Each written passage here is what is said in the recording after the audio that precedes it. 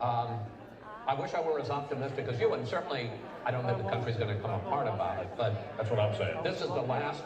This is the last thing the country needs. I mean, so many people are close to a political nervous breakdown, and it seems to me this is going to put us closer to the edge of that. It's a 2020 cherry on the top of a really awful Sunday that the country really does not need, and that I think is one of the most difficult parts of watching all of this unfold tonight. It's starting to look up. We did some history lessons earlier, but it's like 1896, Hayes and Tilden, post-Civil War, during Reconstruction, of an election that went on for months with no resolution until it was finally decided. Back then they used to do the inauguration in March, and I believe it dragged on for 3 or 4 months. 4 months counting. But here's a benefit. We are now 13 minutes with Britt still here as we wait for President Trump. Every minute's a bonus, Britt. Speak. Dana, your thoughts as we get ready to hear from President Trump? I can hear Biden snoring now. Having worked in the Bush White House, that Bush v. Gore decision, it was deeply scarring for a lot of people, and we all remember it. We were there covering it. I went to bed that night thinking President Bush had won, and woke up in the morning with my husband saying, "I'm so sorry, I didn't win." And it still weighs heavy on people's minds, and at the time there was no incumbent in the White House. The one thing that's really different about this, look at this setting, where President Trump is going to be speaking from the East Room of the White House, just below the residence that he calls home, the People's House. I think that feels a little bit different tonight. Well, it also felt different for the Republican National Convention. The final speech on Thursday night to be on the South Lawn. And he does gain the advantage of being able to have this amazing backdrop and very presidential environment for these big moments. Can I just say something? I mean, we need to make the point, and obviously there are concerns, but the idea that the vote isn't over on election day and that elections aren't decided. In 2000, it wasn't decided. In 2004, we went to bed and we didn't know whether Bush or Kerry was going to win. I remember as a youngster, Jack Kennedy and Richard Nixon in 1960. We didn't know until the morning that Kennedy had beaten Nixon. So the idea that we don't know by some witching hour on election night or the morning after who the president is not unusual and is no sign that there's anything funny going on. And perhaps when the vote is counted in all of these places, there are 6 major states that are still undecided. It may be that without Pennsylvania, one of these gentlemen is able to win and we're able to avoid this litigation. I hope so, but as you say, Martha, it's 2020. It took till 3:30 in the morning in 2016 for us to make that final call, to call for the 45th President of the United States. Juan, this moment, it's fraught with a lot of things, but really just getting it done in each one of these states is the deal that these state election offices have to deal with. Right. So earlier we were discussing this, and the lawyers came in, and I think Britt Hume made the point. These decisions about how elections are conducted are set by the state legislatures. What we are seeing in the current atmosphere is state election offices make provisions to help people to vote in the midst of the virus, or possibly because there's a very difficult time in American life and people are what we are seeing now, I think, is saying again, we just come back to this, I think, a very difficult moment in terms of American life.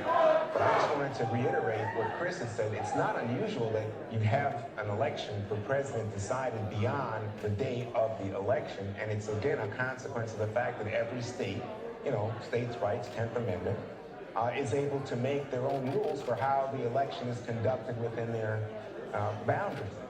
By the way, Martha, I was so impressed that you knew about Rutherford B. Hayes and Tilden, and how that decision was decided. It basically, I love the shrug. I love the shoulder shrug. pulling you out of the South. That's how we got President Hayes. That's how we got President Hayes. Yeah. And that's it. Awkward talk. Congratulations, President Hayes. Probably We planned about 20 minutes and 2-minute warnings for the president. I imagine has a way that he wants to say things, and the lawyers have a way that they want him to say things. So that's why you got the teleprompters there, because you don't want him to say something that is going to be used against him in court if this does go to any sort of a court situation. So you're saying this is not a freewheeling This operation? this is not a rally. I would say that. Yeah, that's an interesting thought. So pass it on.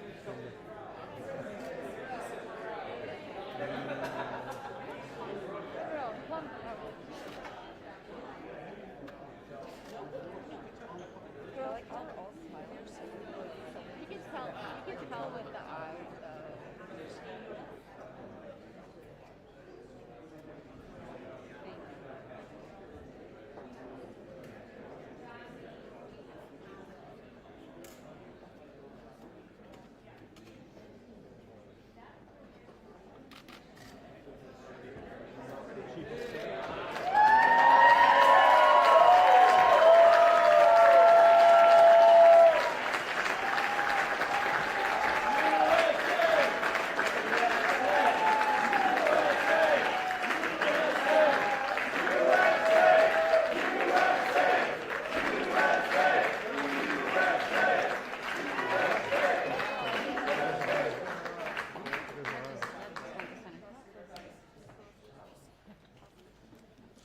Ladies and gentlemen, the President of the United States, Donald J. Trump.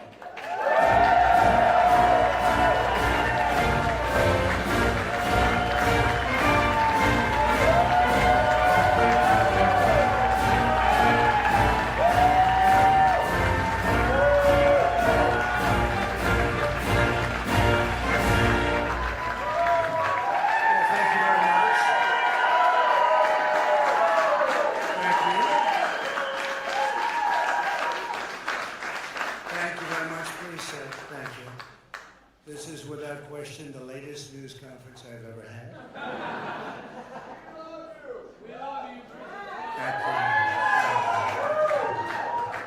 I appreciate it very much, and I want to thank the American people for their tremendous support. Millions and millions of people voted for us tonight, and a very sad group of people is trying to disenfranchise that group of people, and we won't stand for it. We will not stand for it. I want to thank the First Lady, my entire family, and Vice President Pence, Mrs. Pence, for being with us, all three of us. And we were getting ready for a big celebration. We were winning everything, and all of a sudden it was just called off. The results tonight have been phenomenal, and we are getting ready. I mean, literally, we were just all set to get outside and just celebrate something that was so beautiful, so good. Such a vote, such a success. The citizens of this country have come out in record numbers. This is a record. There's never been anything like it. To support our incredible movement. We won states that we weren't expected to win. Florida, we didn't win it. We won it by a lot. We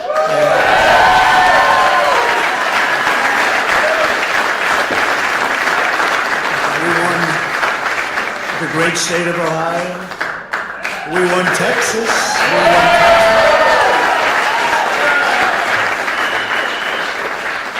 We won Texas by 700,000 votes, and they don't even include it in the tabulations.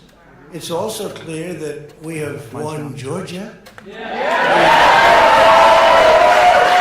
up by 2.5% or 117,000 votes with only 7% left. They're never going to catch us. They can't catch us. Likewise, we've clearly won North Carolina. Where we're up 1.4% or 77,000 votes with only approximately 5% left. They can't catch us. We also, if you look and you see Arizona, we have a lot of life in that. And somebody declared that it was a victory for, and maybe it will be. I mean, that's possible. But certainly there were a lot of votes out there that we could get because we're now just coming into what they call Trump territory. I don't know what you call it, but these were friendly Trump voters. And that could be overturned. The gentleman that called it, I watched tonight, he said, well, we think it's fairly unlikely that he could catch. Well, fairly unlikely. And we don't even need it. We don't need that. That was just a state that if we would have gotten it, it would have been nice, Arizona. But there's a possibility, maybe even a good possibility. In fact, since I saw that originally, it's been changed and the numbers have substantially come down just in a small amount of votes. So we want that obviously to stay in play. But most importantly, we're winning Pennsylvania by a tremendous amount.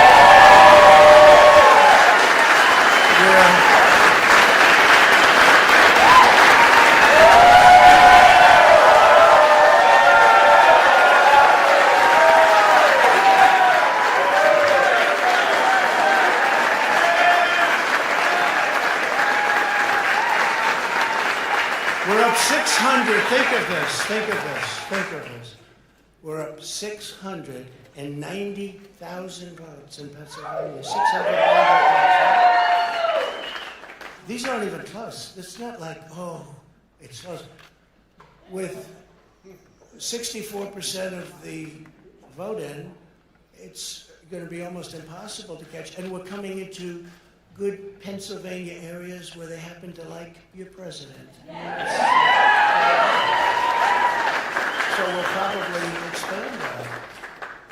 We're winning Michigan, but I'll tell you, I looked at the numbers. I said, whoa. I said, wow, that's a lot.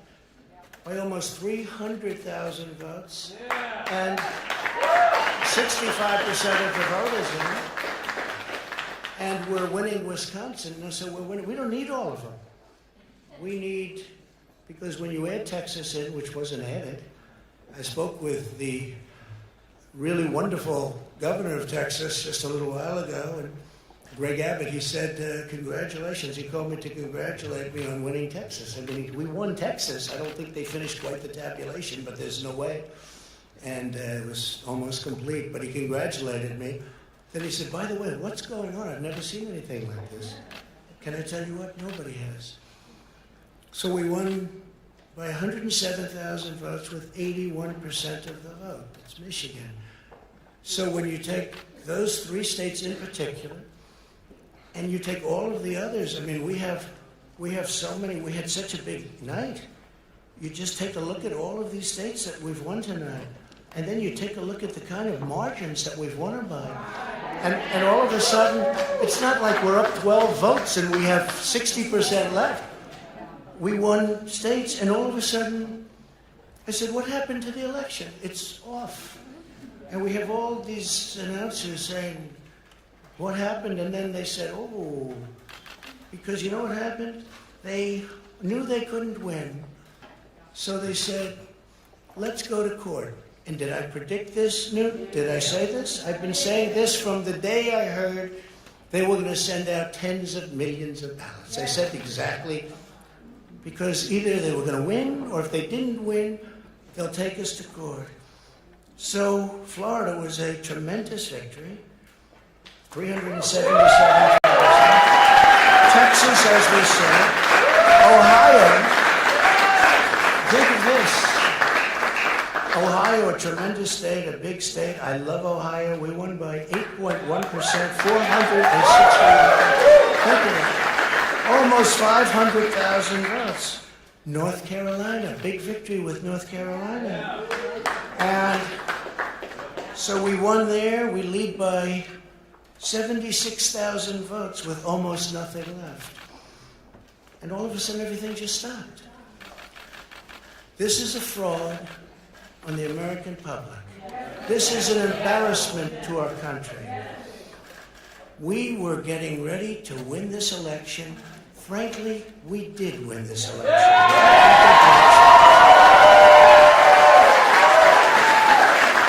So our goal now is to ensure the integrity for the good of this nation. This is a very big moment. This is a major fraud in our nation. We want the law to be used in a proper manner. So we'll be going to the U.S. Supreme Court. We want all voting to stop. We don't want them to find any ballots at 4 o'clock in the morning and add them to the list. Okay? It's a very sad moment. To me, this is a very sad moment, and we will win this. And as far as I'm concerned, we already have one. So I just want to thank you, and I want to thank all of our support. I want to thank all of the people that worked with us, and Mr. Vice President, say a few words, please.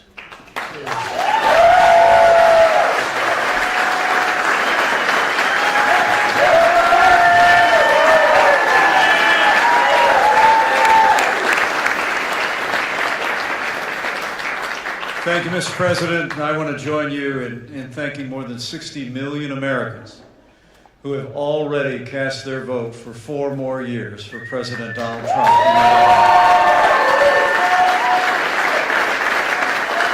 And while the votes continue to be counted, we're going to remain vigilant, as the President said. The right to vote has been at the center of our democracy since the founding of this nation, and we're going to protect the integrity of the vote. But I really believe with all of my heart, with the extraordinary margins, Mr. President, that you've inspired in the states that you just described, and the way that you launched this movement across the country to make America great again, I truly do believe, as you do, that we are on the road to victory and we will make America great again.